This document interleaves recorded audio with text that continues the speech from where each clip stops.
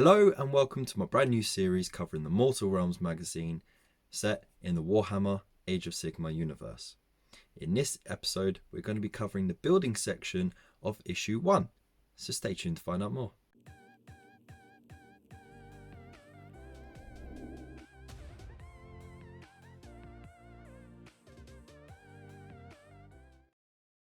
So hello and welcome back.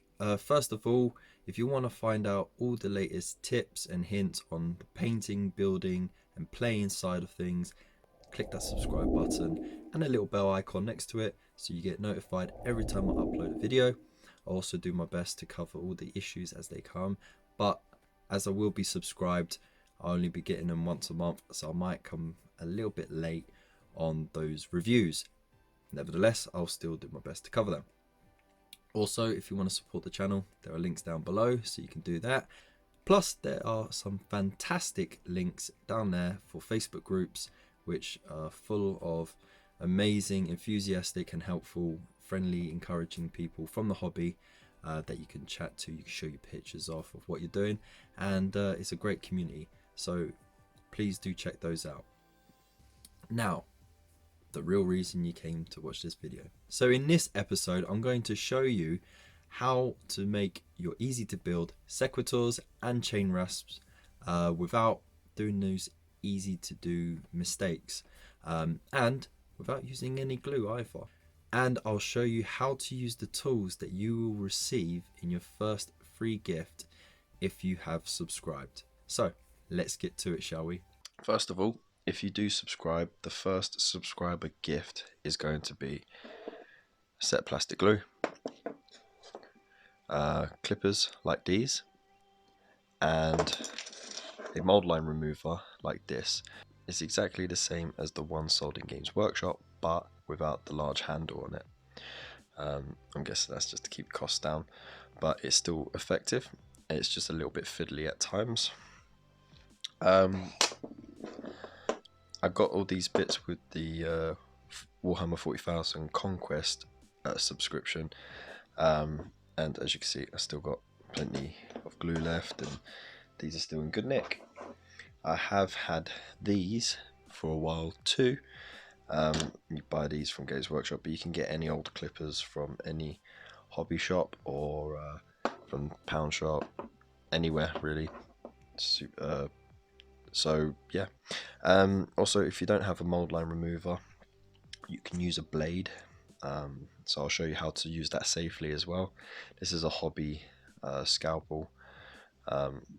It's not too sharp, it's kind of blunt at the moment because I haven't changed the blade for a while, but it's sharp enough for what I need it to do. So there we go. Right, so let's get down to building. First of all, make sure you got everything. Sequitors have the bases on sprues, and the chain rasps have 10 bits and pieces here. You'll notice that both of them will have one model that has an alternative build. With this one, you can have one of the models with the female head bare or with the helmet on, and with the chain rasps, you can have the guy with the candelabra as the unit champion, or if you've got repeated copies of this sprue, then you can swap that out with an alternative piece. I can't remember quite which one it is. It might be this one. So yeah, yeah, it is actually this one because it goes 18, 19. Also, you'll notice that there are numbers on the sprue as well. This is just to make it a little bit easier to navigate. So you would start with 1 if you can find it. So this piece here is number 1, and then you'd find number 2, which is this piece here. The alternative for this is of course number 3 with the helmeted version, and so on and so forth. So when you go to clip things out, you want to make sure that you follow the numbers and use the flat end, the flat side against the model itself, like so. Don't clip right up to it, just clip slightly off from it, and this will give you some leeway so that you don't damage the model itself.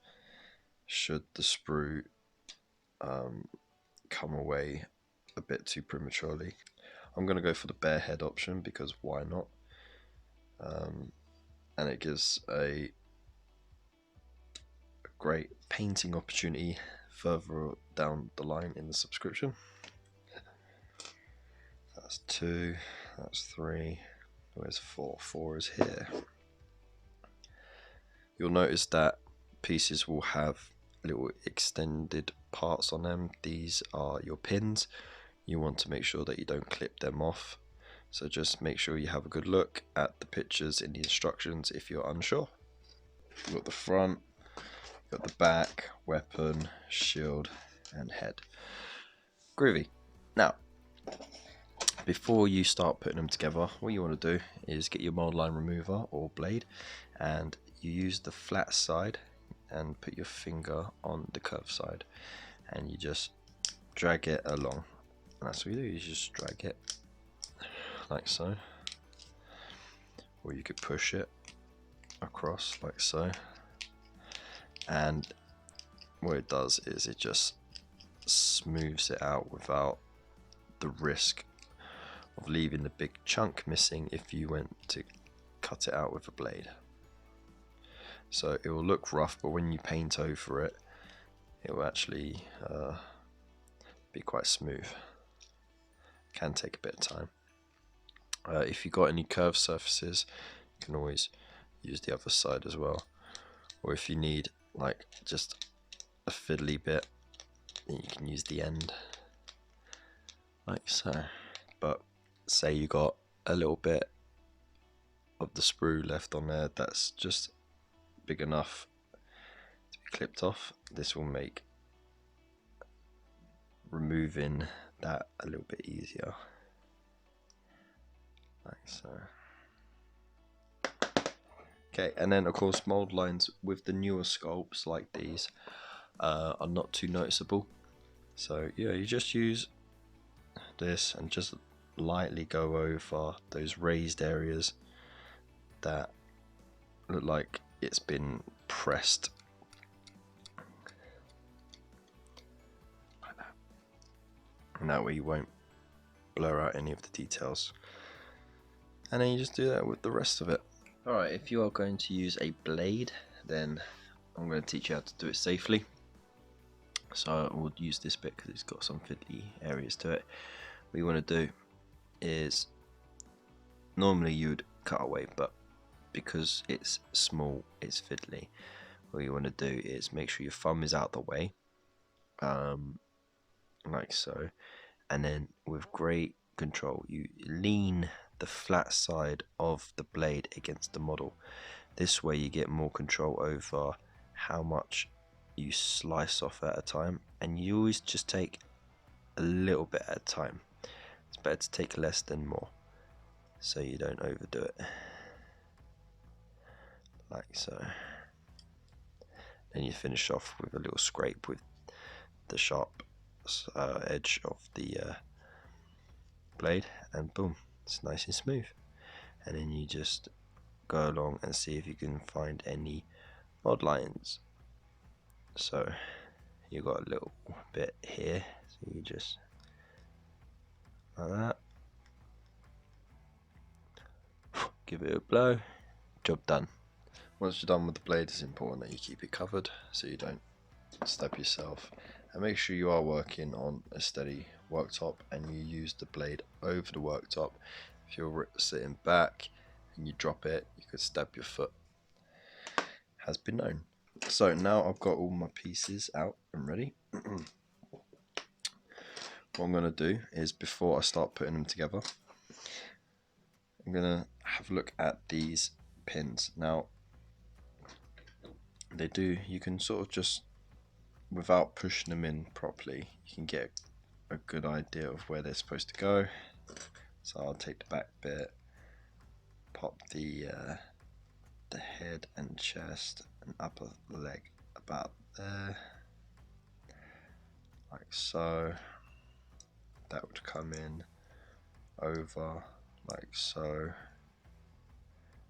roughly, and then of course that would go in there to complete the pauldron and the shield, and then of course you'd pop her in that. At no point will you actually need any glue, so if you do have plastic glue, put it away, because all of these push fit models won't need it, and I'll show you why.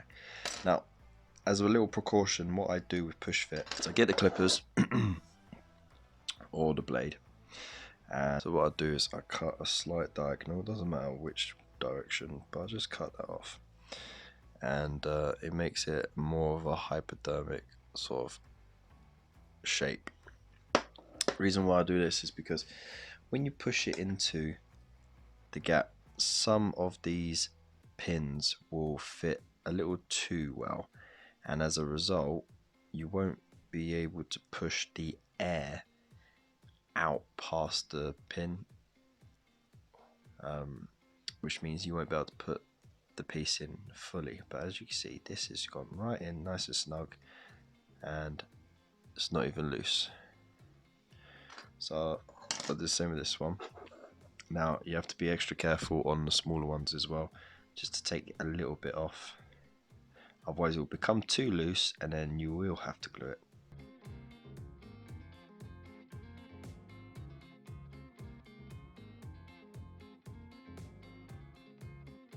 And then of course you got the shield to do as well, but before you do that, because it will be in the way, you get your model line remover, or you get your thing, and any gaps that you do have, just go along and just go across it lightly like that, and what it will do is it will push some of the plastic into the gap just to fill it out a little bit, just to make it a bit smoother. As you can see, it's filled it in slightly and it's a lot smoother to touch, so do it wherever, and this saves you having to glue it.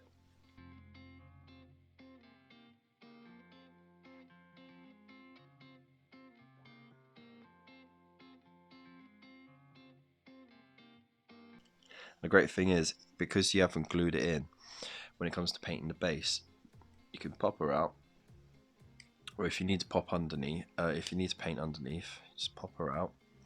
Do be careful with it a bit, because you don't want to snap the pin. But yeah, you can paint around, you can paint the base without getting it all over the model. So yeah, there you go. That's it, job done. So all you have to do is repeat the process with the rest of them, and it's the exact same process with these guys. You will have to be a bit more delicate with them when removing any mold lines or clipping them out, especially the chain areas and the little wispy bits. It's a lot more delicate, but yeah, essentially do the same, and job done. And there you have it. So it's quite simple. It does need a little bit of cleaning up, but that's just me personally being a bit fussy. You can stick them together without having to do so much work, and you can use the paint just to fill in the gaps as you go along.